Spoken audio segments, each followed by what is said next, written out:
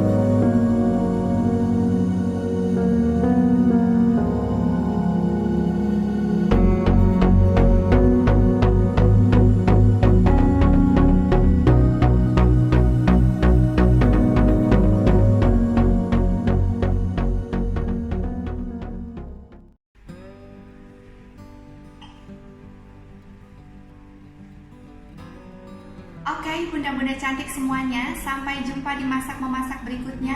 Yang pasti idenya lebih baru, lebih seru, dan lebih segar lagi hanya di Resep Dapurmu. Jangan lupa klik subscribe and share it to your friends and families YouTube Resep Dapurmu. Bye, have a lovely day.